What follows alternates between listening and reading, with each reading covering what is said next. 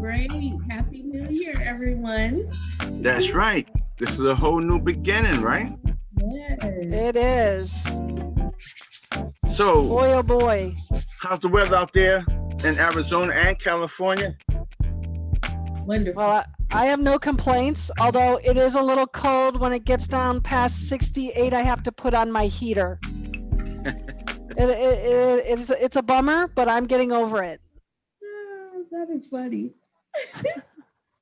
I think we've gotten down to 40. Oh, Wow. wow. Oh boy, Yeah. that's cold. That is cold, but it's not East Coast cold. Yeah. So So, what is going on? It's okay. the new So, year. so Julie, I wanted what I want to do. Let you kick it off first because I want you to talk about. I just want you to go through what you're starting to see in the market, such as for loans and stuff like that.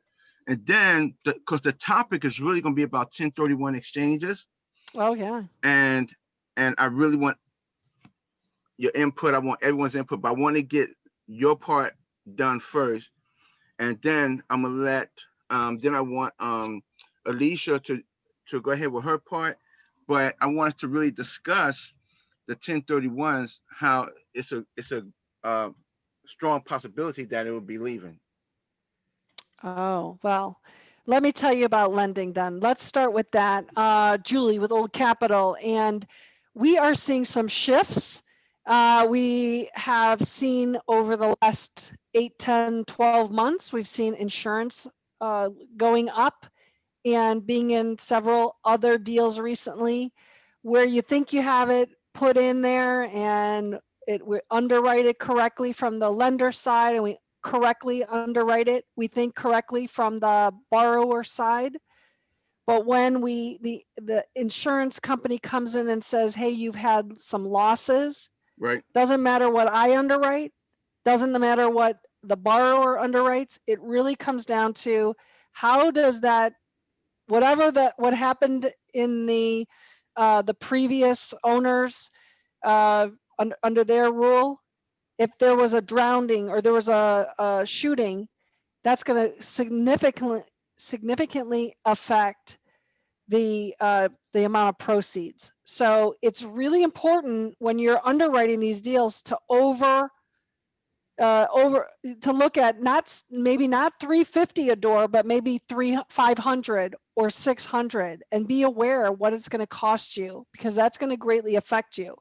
The other thing we've seen, and we've been talking about this for a long time, is that a lot of assets are coming in overpriced. And when we look at the performance of the asset, maybe we can only get 65% LTV. So then you kind of have to scratch your head and say, do I want to get into this deal? Are there other options for me? And so what we're seeing now on some of these tertiary markets where, we could only get to 70 or 75 and they're way overpriced, that maybe there might be an option for a bridge loan.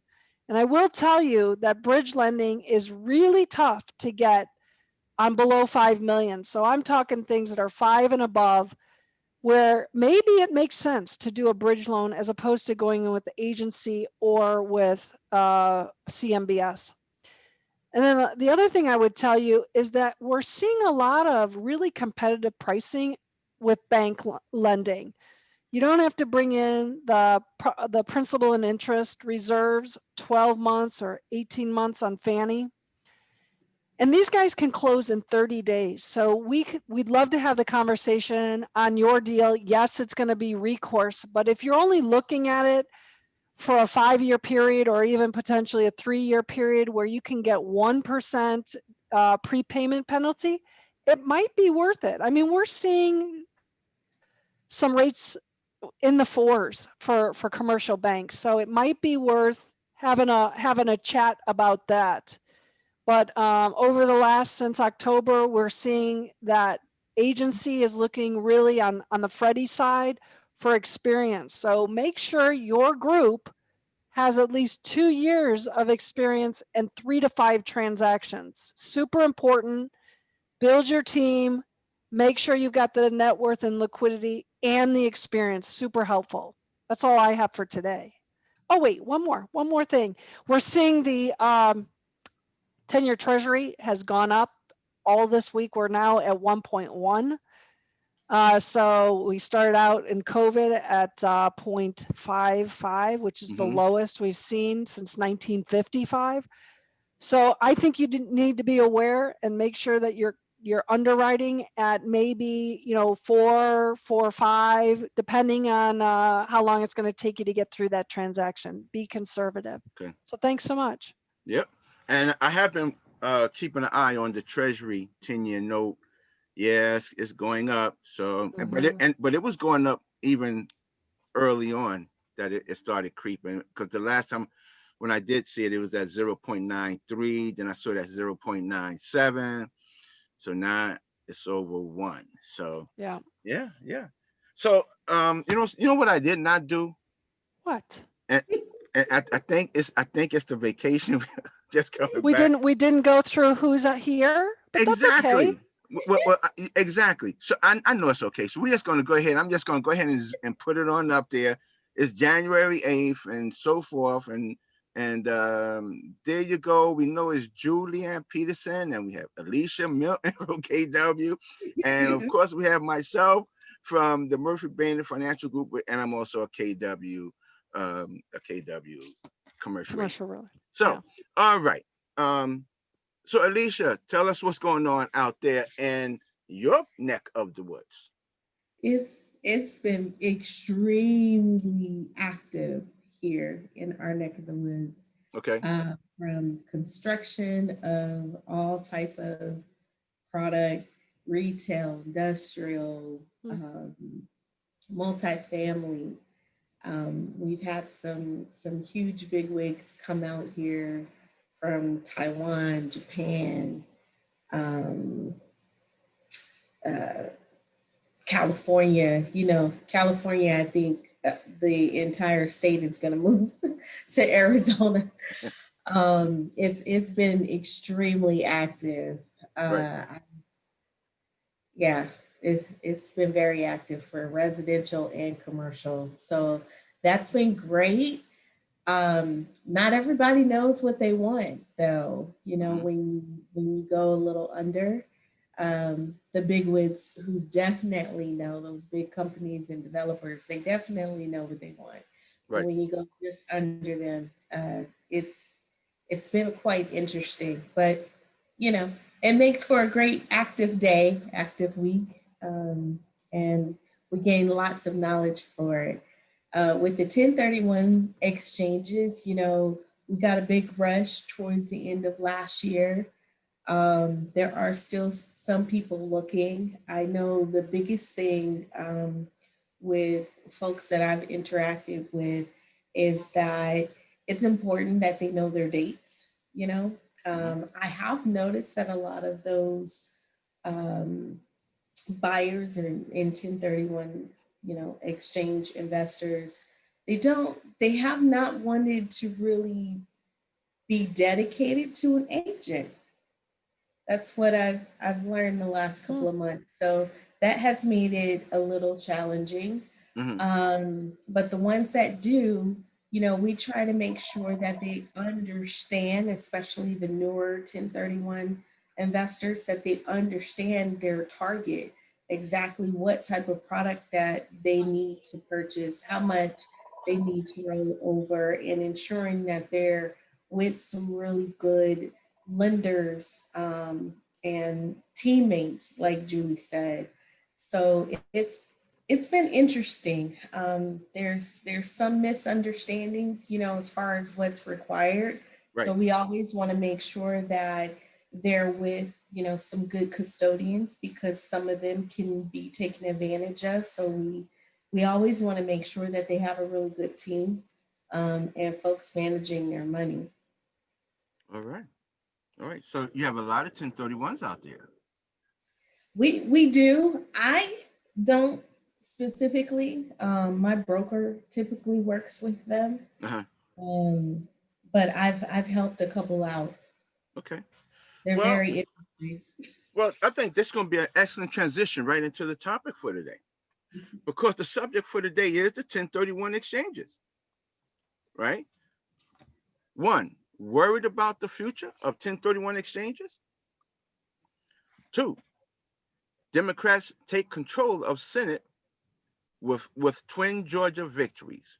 The reason why I wanted to discuss this because we had I have been prior during the election and you know all this time we felt that the 1031 was pretty safe because we knew the Dems was going to control the House, but we just we was thinking, okay, well the Republicans have the Senate, and if they were to try to push the 1031 exchange as for getting rid of it or changing it, it would probably run up against some friction if when it got to the Senate. However, as statement number two says, the Democrats take control of the Senate. According to the news as of today, the Democrats have taken control of the Senate and Congress, and now they got a Democrat president. So Biden's agenda can actually go through if he want to make any changes to real estate, to the 1031 exchange. So my question is now to investors that are watching and to those who are really concerned about the 1031, are you worried now? Are you worried about the 1031 going away? Because if the 1031 really was a great savings to where we could take that money and invest it into the next project. We wouldn't have to worry about the taxes because it got deferred. But what will the process be? So I would really like to see and hear from investors. If you're watching this, I would like for them to put their comments below to say, how they feel, what their thoughts are. Is do they feel it's going to hurt them or it's not? One person from, I do believe this was he it was a quote that came in from Randy Blankenstein. I hope Blankstein. I hope I pronounced his name correctly. He said you have to take people at that word, which is Biden said he was going to either modify or eliminate 1031s for people making over 400,000, says Randy Blankstein, president of the Boulder Group. The fact that Congress isn't divided increases that likelihood, he tells globestreet.com. So what do y'all think? Julie, Alicia, what do you think? Do you think that the 1031s could be eliminated or modified? I don't have enough data on this for myself, honestly. I feel like I don't have enough experience with politically how this is going to affect us if we do it. Hmm. I will tell you, I just finished a 1031 for myself, and it worked out brilliantly. And I will tell you this also, that if somebody says that you cannot take a 1031 and tick it into a multifamily syndication, they're wrong. So there are ways, there are attorneys that can help with that. Mhm. We'll have that on Zoom at 8 in January, so that you can see if somebody says we can't do this, that is a misnomer, and we can help you with that. Fantastic. Mm-hmm. So Zoom at 8. Zoom at 8, January 19th. You'll hear all about that. Okay, great. Because Mhm. that's I would That's also some like to very valuable information. yeah. And do you think he may discuss the probabilities of what may happen? I won't have that information to share. I will just simply be talking about how we can utilize 1031 into Okay. the syndication. Yeah, Okay. All right. I'm going to keep saying that we're moving ahead with it until somebody says not going to happen. Well, of course you move ahead. Nothing should stop until they pass the law. Yeah. That's but I guess it's going to take a little time before all of that gets done. They got to get things in place Mm-hmm. in order to do it. But There are things that they have to address uh, before they get to that.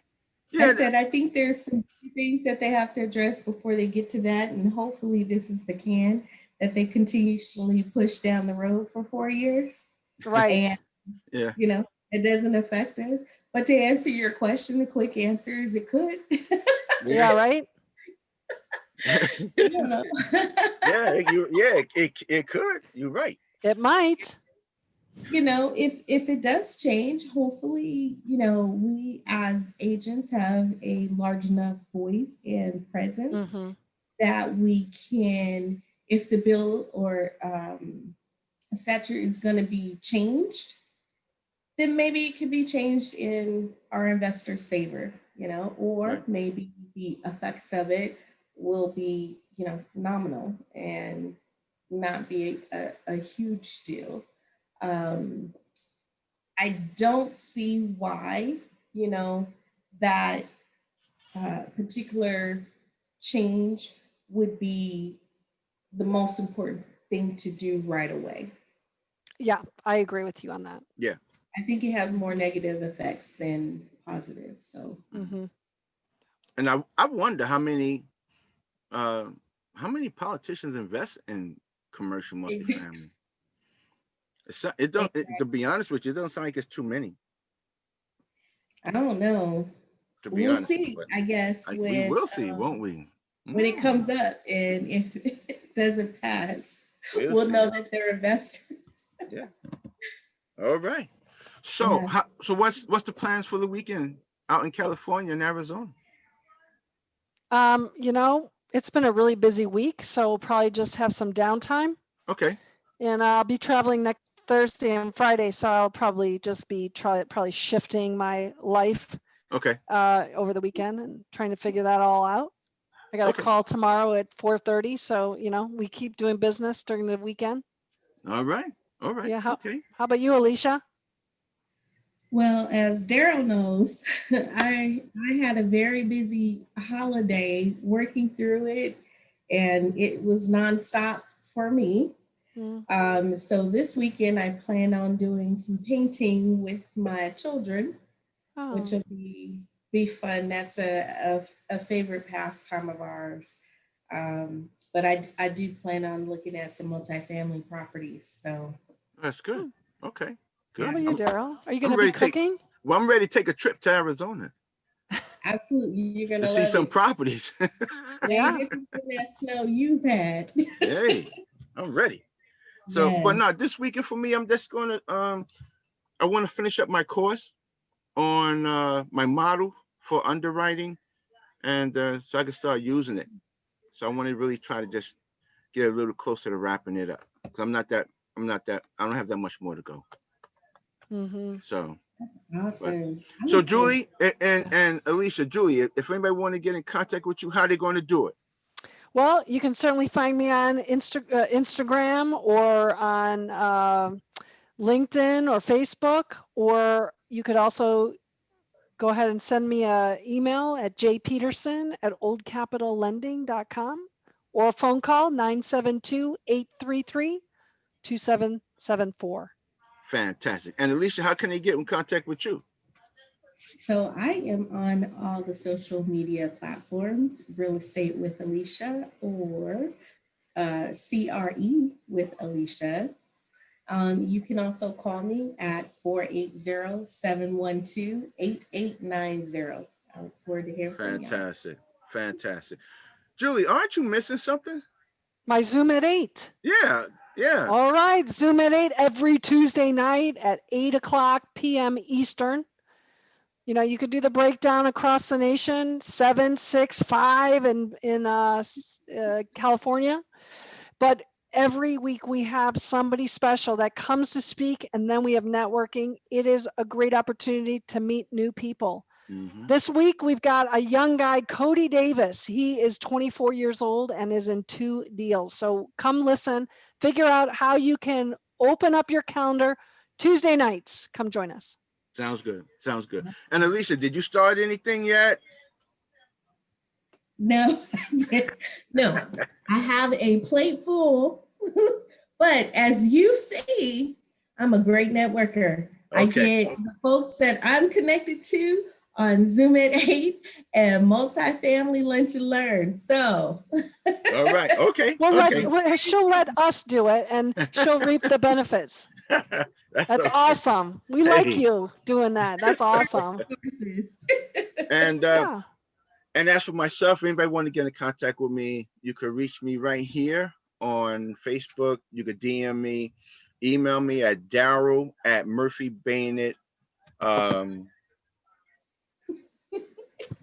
Did I just forget? No, I'm only messing. No, I think you were thinking about something else. It's Daryl@MurphyBainandGroup.com. Also, every Tuesday at 11 o'clock Eastern Standard Time, we have the Lunch and Grow with Commercial Multifamily. It's an educational platform, and it gives you an opportunity to ask questions. It gives you an opportunity to have your deal evaluated. It gives you an opportunity to network with other investors that are experienced. So Tuesdays, 11 o'clock Eastern Standard Time, come out to the Lunch and Grow with Commercial Multifamily. All right, everyone, I want to thank you all for coming. And next Friday, I will see you here at the Commercial Multifamily Mastermind Weekend Brief. Take it See you easy. soon. Bye-bye. Right. Bye.